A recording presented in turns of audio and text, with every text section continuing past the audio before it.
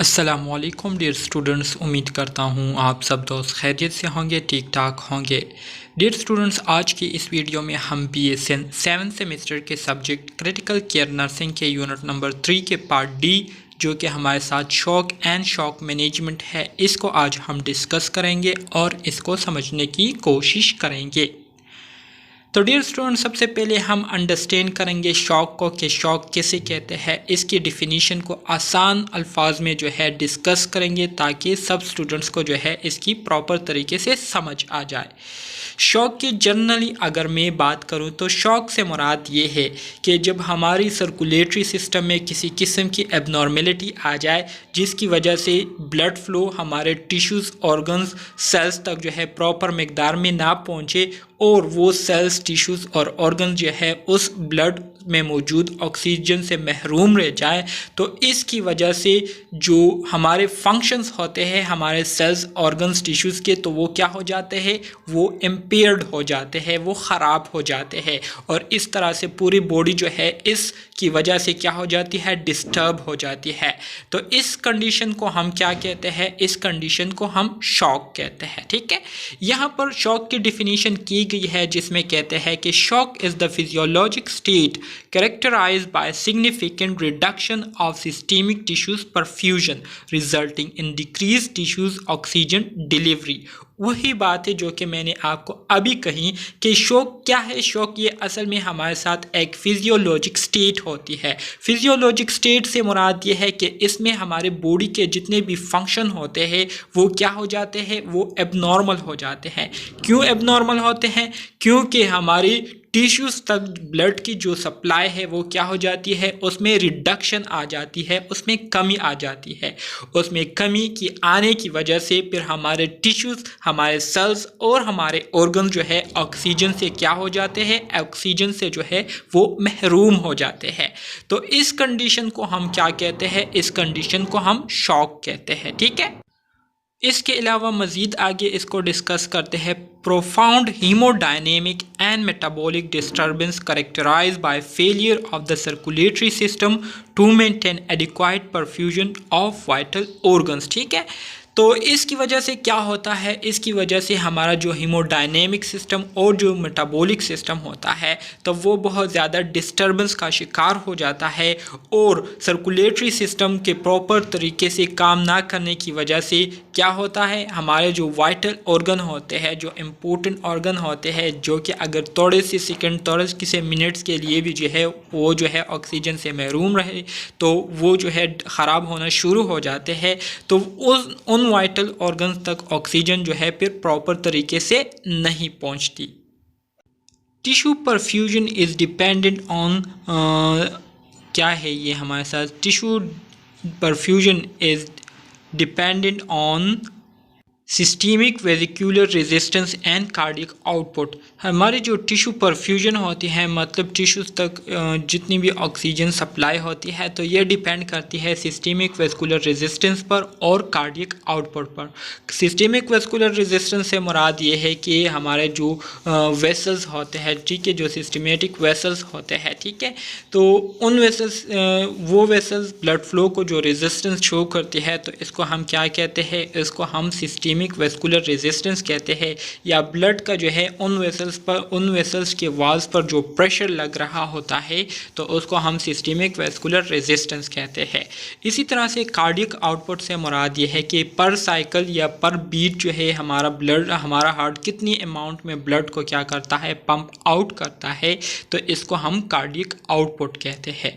So imbalance between oxygen delivery and oxygen consumption which leads to cell death, end organ damage and multi-system organ failure and at last death occur। ठीक है, अब जब oxygen delivery और oxygen की consumption में क्या आ जाती है, इम्बैलेंसमेंट आ जाती है, ये इम्बैलेंस हो जाती है, तो इसकी वजह से सेल्स की डेथ होना शुरू हो जाती है, ऑर्गन जो है वो डैमेज होना शुरू हो जाते हैं और इसके साथ साथ टाइम के साथ साथ मल्टीपल ऑर्गन जो है वो क्या हो जाते हैं, फेल होना शुरू हो जाते हैं और at the end of this condition patient will go of. Patient जो है वो क्या हो जाता है, वो मर जाता है, क्योंकि उनके ऑर्गन्स को ऑक्सीजन प्रॉपर मिकदार में नहीं मिल रही होती। और ऑक्सीजन जो है ये हमारे बॉडी के लिए एक सबसे इम्पोर्टेंट खुराक है, ठीक है। अगर हमारी बॉडी को ऑक्सीजन नहीं मिलती तो इसका मतलब ये है कि हमारी बॉडी में एनर्जी की प्रोडक्शन नहीं हो रही। जब एनर्जी की प्रोडक्शन नहीं होगी तो मतलब ये है कि हमारे ऑर्गन्स जो है खुराक एनर्जी से महरूम रहेंगे। जब हमारे ऑर्गन्स को एनर्जी नहीं मिलेंगी तो ज़ाहिरी बात है फिर हमारे ऑर्गन्स जो है वो प्रॉपर तरीके से काम नहीं करेंगे, और जब प्रॉपर तरीके से काम नहीं होगा हमारे बॉडी में तो पूरा सिस्टम जो है वो क्या होगा, इम्बैलेंसमेंट का शिकार होगा। और इसी तरह से at the end of this condition patient जो है वो फिर क्या होगा, उनकी फिर डेथ होगी, ठीक है। पैथोफिजियोलॉजी की अगर हम बात करें कि ये कंडीशन किस तरह से काज होती है, तो इन शॉक में क्या होता है, शॉक में the cell lack an adequate blood supply and are deprived of oxygen and nutrients, therefore they must produce energy through anaerobic metabolism, ठीक है। शॉक में क्या होता है, शॉक में चूंकि हम ब्लड सप्लाई जो है प्रॉपर तरीके से नहीं हो रही होती, टिश्यूज ऑर्गन्स और सेल जो है वो ब्लड से महरूम रहते हैं, तो इस वजह से ब्लड में मौजूद ऑक्सीजन से भी क्या होते हैं, टिश्यूज जो है वो महरूम रहते हैं। और इसी तरह से न्यूट्रिएंट भी जो है उसको नहीं मिल रही होती प्रॉपर अमाउंट में। इसकी वजह से फिर हमारी बॉडी जो है वो एनएरोबिक प्रोसेस के ज़रिए एनर्जी को प्रोड्यूस करना शुरू कर देती है। लेकिन एनएरोबिक प्रोसेस के ज़रिए जो एनर्जी की प्रोडक्शन होती है वो बहुत कम मिकदार में होती है, और इसके साथ साथ हमारी जो इन्वायरमेंट है, इंटरनल इन्वायरमेंट, वो क्या हो जाती है, वो एसिडिक हो जाती है। एसिडिक क्यों होती है, एसिडिक इस वजह से होती है क्योंकि प्रॉपर अमाउंट में ब्लड सप्लाई नहीं हो रही होती, सर्कुलेटरी सिस्टम जो है वो डिस्टर्ब हुआ होता है, जिसकी वजह से जो एक्स्ट्रा मटेरियल या जो वेस्ट मटेरियल होता है बॉडी में जो प्रोड्यूस हुआ होता है, तो वो जो है बॉडी से बाहर प्रॉपर तरीके से एक्सक्रीट नहीं होती। तो इस वजह से हमारी जो इंटरनल इन्वायरमेंट है वो क्या हो जाती है, वो एसिडिक हो जाती है। So this result in low energy yield from nutrients and an acidotic intracellular environment, ठीक है। और इसी तरह से सेल्स के अंदर जो है एसिडिक इन्वायरमेंट जो है वो पैदा होना शुरू हो जाता है। बिकॉज ऑफ दीज चेंजेस, इन चेंजेस की वजह से normal cells function cease, cells के जो नॉर्मल फंक्शन होते हैं तो वो स्टॉप हो जाते हैं। Cells and the cell membrane become more permeable, allowing electrolytes and fluid to seep out of and into the cells. The sodium potassium pump becomes impaired, cell structure primarily the mitochondria are damaged and death of the cells result, ठीक है। तो इसकी वजह से जब sales के function stop हो जाते हैं तो इसकी वजह से सेल्स जो है वो साइज हो जाते हैं। इसी तरह से सेल मेम्ब्रेन जो है ज़्यादा परमिएबल हो जाता है, जिसकी वजह से ज़रूरत से ज़्यादा इलेक्ट्रोलाइट जो है वो सेल्स के अंदर और सेल से बाहर जाना शुरू कर देते हैं। और इसी तरह से जो सोडियम पोटाशियम पंप होते हैं, जिसके ज़रिए सोडियम और पोटाशियम की एंट्री और एग्ज़िट होती है, तो वो ख़राब हो जाती है। और इसी तरह से माइटोकॉन्ड्रिया जो है वो भी अपना काम करना स्टॉप कर देते हैं, जिसकी वजह से एनर्जी की प्रोडक्शन नहीं होती। जब एनर्जी की प्रोडक्शन नहीं होती तो सेल जो है इस तरह से उसकी डेथ हो जाती है।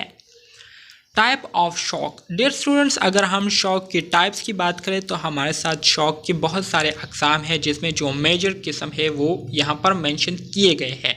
सबसे पहले जो टाइप की शॉक है, ठीक है, वो है कार्डियोजेनिक शॉक। कार्डियोजेनिक शॉक में क्या होता है, कार्डियोजेनिक शॉक में हमारे हार्ट के जो मसल सेल्स होते हैं, जो मसल फाइबर्स होते हैं, तो वहाँ तक प्रॉपर ब्लड सप्लाई नहीं हो रही होती, प्रॉपर ऑक्सीजन न्यूट्रिएंट की सप्लाई नहीं हो रही होती, जिसकी वजह से वो मसल सेल्स जो है वो महरूम रह जाते हैं। और इसी तरह से at the end of this situation heart जो है वो क्या हो जाता है, वो शॉक में चला जाता है और हार्ट के फंक्शन जो है वो एबनॉर्मल हो जाते हैं। इसके अलावा हमारे साथ जो दूसरी किस्म है शॉक की, उसको हम ऑब्स्ट्रक्टिव शॉक कहते हैं। ऑब्स्ट्रक्टिव शॉक से मुराद ऐसी शॉक जो कि ब्लड वेसल्स की में किसी एरिया में जो है ब्लॉकेज आने की वजह से काज होती है। तो जब वेसल में ब्लॉक काज होते हैं या ब्लॉकेज आती है या वेसल जो है नैरो होते हैं, तो इसकी वजह से ब्लड फ्लो जो है वो बहुत ज़्यादा रिड्यूस हो जाती है, ठीक है। ब्लड फ्लो रिड्यूस होने की वजह से फिर प्रॉपर मिकदार में ब्लड जो है वो टिश्यू सेल्स ऑर्गन्स तक नहीं पहुंचती, जिसकी वजह से वो भी ऑक्सीजन न्यूट्रिएंट से महरूम रह जाते हैं और इसी तरह से शॉक काज हो जाता है। इसी तरह से हाइपोवोलेमिक शॉक से मुराद ये है कि अगर बहुत ज़्यादा मिकदार में जो है क्या हो जाए, हैमरेज हो जाए, जिसकी वजह से बहुत ज़्यादा मिकदार में ब्लड जो है किसी बंदे से जो है वो लॉस हो जाए, ठीक है, बहुत ज़्यादा मिकदार में ब्लड जो है वो लॉस हो जाए, तो ब्लड के लॉस होने की वजह से या डायरिया की वजह से या वोमिटिंग की वजह से बॉडी में फ्लूइड की मिकदार जो है वो बहुत ज़्यादा कम हो जाती है, जिसकी वजह से फिर प्रॉपर अमाउंट में ब्लड हार्ट जो है ब्लड को पंप आउट नहीं करता, और जो ब्लड पंप आउट होता है तो उसकी अमाउंट जो है बहुत ज़्यादा कम होती है। तो इस तरह से हाइपोवोलेमिक शॉक जो है काज हो जाती है। इसके अलावा डिस्ट्रीब्यूटिव शॉक में हमारे साथ सेप्सिस आ जाती है। सेप्सिस से मुराद यह है कि ब्लड स्ट्रीम में पैथोजन की एंट्री की वजह से पूरा ब्लड स्ट्रीम जो है वह क्या हो जाता है, इन्फेक्टेड हो जाता है। इसके अलावा न्यूरोजेनिक शॉक काज होते हैं। एड्रेनल हार्मोन्स की इनसफिशिएंट सिक्रीशन की वजह से भी शॉक काज होती है, और एलर्जीज़ की वजह से भी शॉक जो है ये काज होती है। यहाँ पर सबसे पहले अब हम बात करेंगे हाइपोवोलेमिक शॉक की।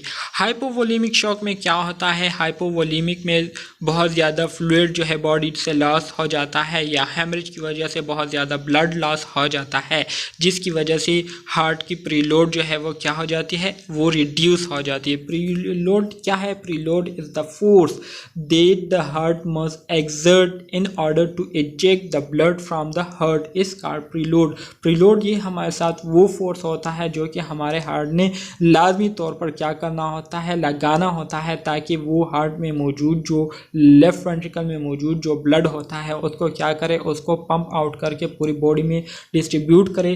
तो जब प्रीलोड रिड्यूस होगा तो मतलब ये है कि फिर ब्लड जो है वो प्रॉपर अमाउंट में पंप आउट नहीं होगा, और जब ब्लड पंप आउट नहीं होगा तो जाहिर बात है इसकी वजह से हमारे बॉडी में बहुत सारे एरियाज जो है वो शॉक का शिकार होगी, ठीक है। एक्स्ट्रा कार्डियक ऑब्स्ट्रक्शन से मुराद ये है कि प्रीकार्डियल टेम्पोनेट से मुराद ये है कि जो कार्डियल कैविटी होती है, ठीक है, तो उस कैविटी में जो है फ्लूइड की एक्यूमुलेशन हो जाती है। फ्लूइड की एक्यूमुलेशन की वजह से जो हार्ट है वो प्रॉपर तरीके से वेंट्रिकल जो है वो फिलअप नहीं होते। जब वो प्रॉपर तरीके से फिलअप नहीं होंगे तो इसका मतलब ये है कि जो लेफ़्ट वेंट्रिकल है उसमें ब्लड की वॉल्यूम जो है बहुत कम होगी, जिसकी वजह से कार्डियक आउटपुट जो है वो हमारे साथ क्या होगा, वो हमारे साथ लो हो जाएगा। कार्डियक आउटपुट लो होने की वजह से फिर आर्टेरियल प्रेशर जो है वो बहुत ज़्यादा डिक्रीज़ होगी, और जब आर्टेरियल प्रेशर डिक्रीज़ होगी तो मतलब ये है कि टिश्यू सेल्स ऑर्गन्स तक ब्लड जो है प्रॉपर मिकदार में नहीं पहुंच रही, जिसकी वजह से वो क्या होगा, शॉक का शिकार होंगे, और इसकी वजह से बहुत सारे ऑर्गन सिस्टम जो है वो फेल हो जाएंगे।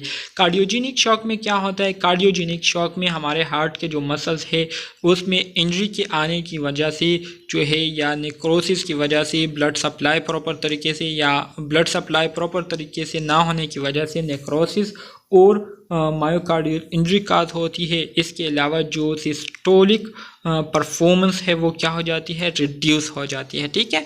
इसके अलावा डिस्ट्रीब्यूटिव शॉक जो है ये मायोकार्डियल डिसफंक्शन की वजह से काज होती है, ठीक है। इसके साथ साथ कार्डियक आउटपुट या बहुत ज़्यादा हाई होता है या नॉर्मल होता है इस दौरान। इसके अलावा डिस्ट्रीब्यूटिव शॉक में मज़ीद सिस्टमिक वेस्कुलर रेजिस्टेंस जो है डिक्रीज़ हो जाती है। सिस्टमिक वेस्कुलर रेजिस्टेंस के डिक्रीज़ होने की वजह से ब्लड फ्लो की जो डिस्ट्रीब्यूशन है वो क्या हो जाती है, वो ख़राब हो जाती है, और फिर जो छोटे छोटे कैपिलरीज होते हैं, टिश्यू सेल्स होते हैं, वहाँ तक ब्लड जो है प्रॉपर मिकदार में नहीं पहुँचती, और इस वजह से शॉक जो है ये काज हो जाती है।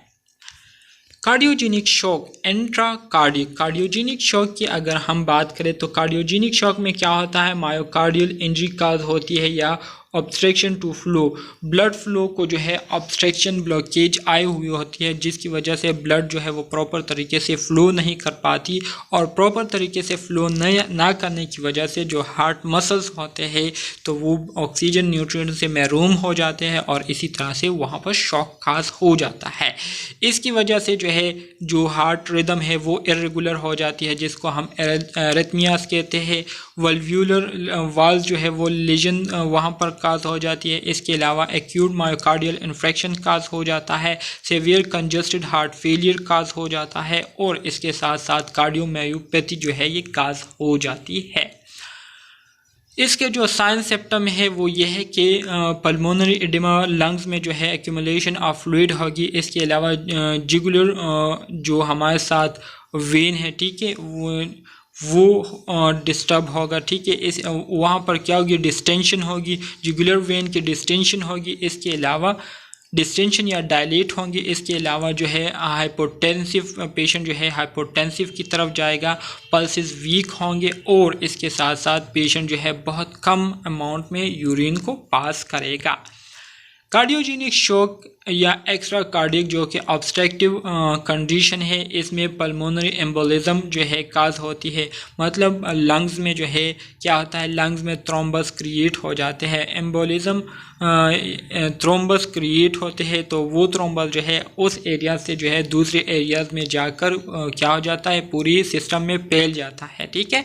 थ्रोम्बस और एम्बोलिज्म में ये फ़र्क होता है कि थ्रोम्बस एक ही जगह पर होता है, कड़ा होता है और वहाँ पर उसी की ग्रोथ होती है, जबकि एम्बोलिज्म में एक जगह पर जो है थ्रोम्बस बन जाता है, लेकिन वो थ्रोम्बस उस एरिया से थोड़ा डिटेच होकर दूसरे ब्लड स्ट्रीम के ज़रिए दूसरी एरियाज़ में क्या हो जाता है, वहाँ पर ट्रांसफ़र हो जाता है और फिर पूरी सिस्टम में क्या करता है, जगह जगह पर ब्लॉकेज क्रिएट कर देता है। तो इसको हम एम्बोलिज्म कहते हैं, ठीक है। सो पल्मोनरी एम्बोलिज्म काज होता है, कार्डियक टेम्पोनेट होता है, अभी मैंने आपको बताया था।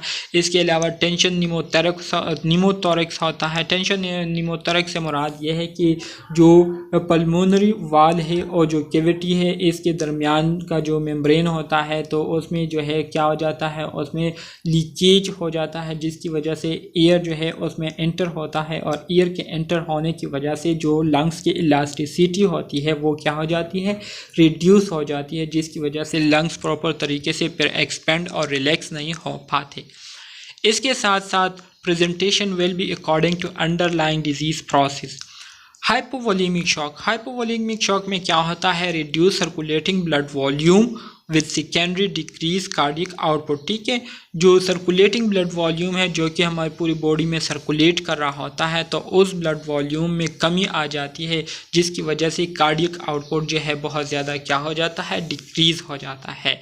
ये जो है एक्यूट हेमरेज की वजह से भी काज हो सकता है, वॉमिटिंग डायरिया की वजह से भी हाइपोवोलेमिया शॉक काज हो सकती है, डिहाइड्रेशन की वजह से भी काज हो सकता है, बर्न्स की वजह से भी काज हो सकता है और पेरिटोनाइटिस या पैनक्रेटाइटिस की वजह से भी हाइपोवोलेमिक शॉक काज हो सकती है।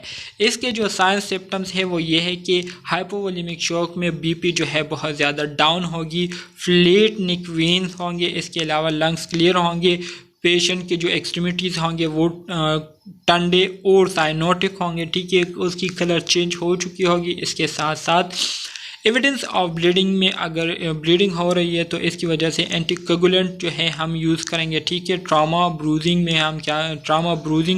में जो है हम क्या करते हैं, एंटीकोगुलेंट यूज़ करते हैं और इसके साथ साथ पेशेंट जो है बहुत कम अमाउंट में वॉल्यूम यूरिन को पास करेंगे। डिस्ट्रीब्यूटिव शॉक में क्या होता है, डिस्ट्रीब्यूटिव शॉक में shock as a result of severely diminish systemic vascular resistance. Systemic vascular resistance बहुत ज़्यादा मिकदार में डिक्रीज़ होने की वजह से या उसमें कमी की आने की वजह से जो शॉक काज होता है तो उसको हम डिस्ट्रीब्यूटिव शॉक कहते हैं। इसमें cardiac output is typically increase in an effort to maintain perfusion.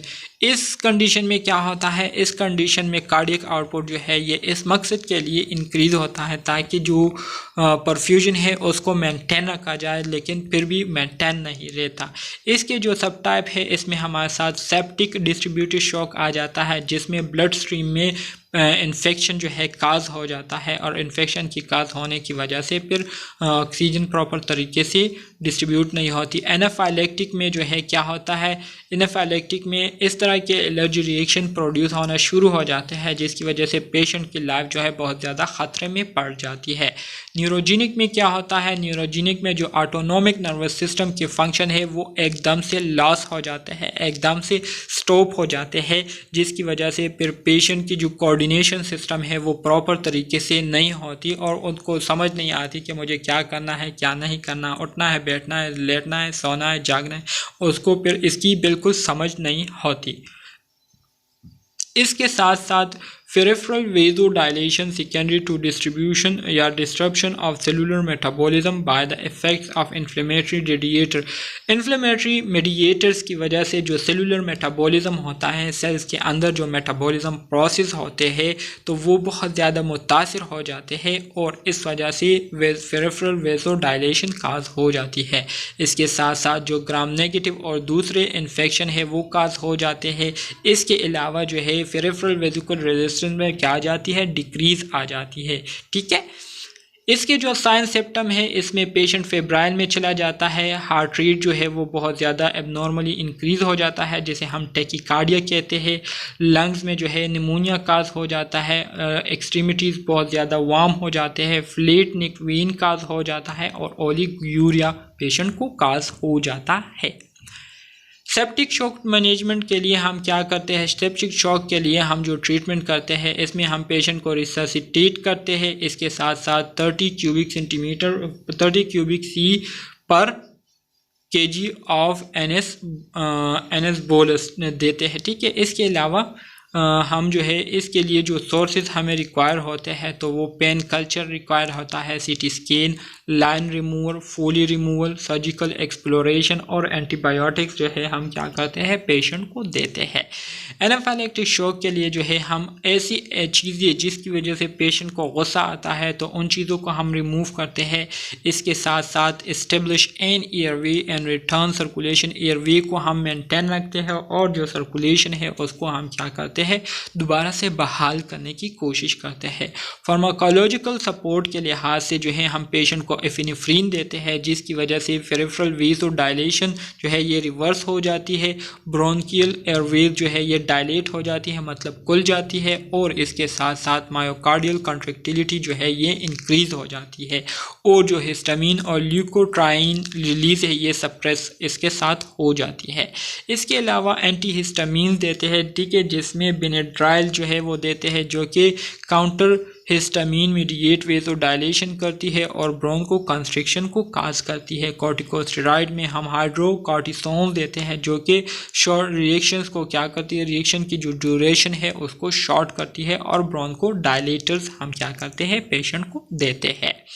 Neurogenic shock के लिए जो है सबसे पहले हम क्या करते हैं एयरवे को मेंटेन करते हैं ताकि प्रॉपर तरीके से पेशेंट को ऑक्सीजन जो है वो सप्लाई हो और वेंटिलेशन जो है वो प्रॉपर हो। इसके अलावा फ्लूइड जो है वो रिसक्सिटेशन उसकी करते हैं कितनी पर, mean arterial pressure more than 65 millimetre of mercury के साथ। इसके साथ साथ आइनोट्रोपिक सपोर्ट में हम पेशेंट को डोब्यूटामीन्स और डोपामीन्स देते हैं। एट्रोपिक जो है एट्रोपिन जो है हम उस कंडीशन में देते हैं जिसमें पेशेंट की जो हार्ट रेट है वो बहुत ज़्यादा डिक्रीज़ हुई हो मतलब ब्रेडिकार्डिया जब हुआ हो। इसके साथ साथ बहुत ज़्यादा मकदार में हम उनको मिथाइल प्रेडनिसोलोन थेरेपी भी हम क्या करते हैं उनको देते हैं। कंबाइंड शॉक में क्या करते हैं, all 3 type of shock can occur at the same time to have a combined shock picture. और इसी तरह से अगर ये तीनों किस्म के शॉक एक ही टाइम पर जो है पेशेंट को काज हो जाए तो इसको फिर हम कंबाइंड शॉक कहते हैं। इसके लिए जो डायग्नोस्टिक प्रोसीजर है इसमें हम फ्लूइड को चेक करते हैं, इको और इलेक्ट्रोकार्डियोग्राम करते हैं, CXR करते हैं और इसके साथ साथ इन्फेक्शन के लिए क्या करते हैं डायग्नोसिस करते हैं ये जानने के लिए कि पेशेंट को किसी किस्म की सेप्सिस इन्फेक्शन तो काज नहीं हुई है। मैनेजमेंट में हम क्या करते हैं, correct underlying disorder if possible and then direct effort aid increasing the blood pressure to increase oxygen delivery to the tissues। ठीक है, इसके अलावा मेंटेन मीन आर्टेरियल प्रेशर को जो है हम 60 पर रखते हैं मतलब 1/3 सिस्टोलिक प्लस 2/3 डायस्टोलिक। इसके अलावा ऑक्सीजन सेचुरेशन को हम मोर देन 92% रखते हैं, 92% से उसको ज़्यादा रखते हैं। ठीक है, अगर ट्यूब की ज़रूरत हो तो फिर ट्यूब के ज़रिए भी हम उनको दे सकते हैं। हाइपोटेंशन के लिए हम उनको नॉर्मल सलाइन जो है वो देते हैं। ठीक है, किसी भी टाइम अगर पेशेंट हाइपोटेंसिव में हो। इसके अलावा अगर हाइपोटेंशन मज़ीद फिर भी रहे, ठीक है, तो नॉर्मल सलाइन देने के बावजूद भी रहे तो फिर हम उनको क्या करते हैं, if possible give blood at it replace colloid. ठीक है, हम उनको ब्लड देते हैं जिसमें कोलाइड को रिप्लेस किया होता है। इसके अलावा वेसोप्रेसर्स हम देते हैं, आइनोट्रोपिक एजेंट्स जो है कार्डियोजेनिक शॉक में देते हैं और इंट्रा ऑर्टिक बैलून पम्प जो है ये कार्डियोजेनिक कंडीशन में हम पेशेंट को देते हैं। ठीक है, management of cardiogenic shock. Cardiogenic shock की मैनेजमेंट क्या है? Attempt to correct problem and increase cardiac output by diuresing and providing inotropic support। ठीक है, कार्डियोजेनिक शॉक के लिए जो ट्रीटमेंट है वो ये है कि इसमें हम अपने क्लाइंट की जो कार्डियक आउटपुट है जो कि मुतासिर हो चुकी होती है, डिक्रीज़ हुई होती है, तो उसको हम क्या करते हैं, इंक्रीज़ करने की कोशिश करते हैं डायरेसिस के ज़रिए और इसके साथ साथ आइनोट्रोपिक सपोर्ट के ज़रिए। इसके अलावा इंट्राऑर्टिक बैलून पंप को जो है हम यूटिलाइज़ करते हैं अगर मेडिकल थेरेपी जो है वो इफ़ेक्टिव ना हो। ठीक है, catheterization if ongoing ischemia, अगर इसके साथ साथ स्कीमिया भी पेशेंट को हो रही है तो फिर हम पेशेंट को कैथेटराइजेशन मतलब कैथेटर पास करते हैं। Cardiogenic shock is the exception to the rule that normal saline is always given for hypotension. Normal saline में exacerbate cardiac shock. Normal saline patient को हम तभी देते हैं जब पेशेंट जो है उनकी ब्लड प्रेशर जो है वो डाउन हुई हो। सो नॉर्मल सलाइन जो है ये क्या करती है, कार्डियक शॉक को क्या करती है, एक्जर्बेट करती है। ठीक है, इंट्राऑर्टिक बैलून पंप को इसको मैंने काफ़ी डिटेल के साथ यूनिट नंबर 2 में डिस्कस किया हुआ है।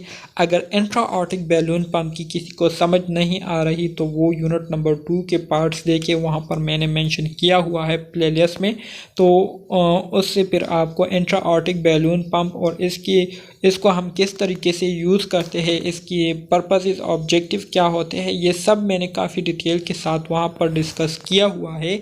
तो अगर किसी को समझ नहीं आती तो वो उस यूनिट नंबर 2 के लेक्चर्स से इसको अच्छे तरीके से अपना कंसेप्ट जो है इसके हवाले से क्लियर कर सकते हैं। सेप्टिक शॉक के लिए जो ट्रीटमेंट है वो ये है कि अर्ली गोल डायरेक्टेड थेरेपी हम करते हैं। ठीक है, इसके साथ साथ सोर्स ऑफ इन्फेक्शन को आइडेंटिफाई करते हैं कि किस वजह से पेशेंट को इन्फेक्शन हुई है। इसके साथ साथ पेशेंट को ब्रॉड स्पेक्ट्रम एंटीबायोटिक्स देते हैं, इंट्रावीनस फ्लूइड पेशेंट को देते हैं, वेसोप्रेसर्स देते हैं, स्टेरॉइड्स देते हैं और इसके साथ साथ बाइकार्बोनेट देते हैं अगर पीएच जो है ये हमारे साथ 7.1 से लेस हो। ठीक है, हाइपोवॉल्यूमिक शॉक के लिए जो ट्रीटमेंट है वो ये है कि हम जो ब्लीडिंग एबनॉर्मली होती है तो उसको हम क्या करते हैं, करेक्ट करते हैं।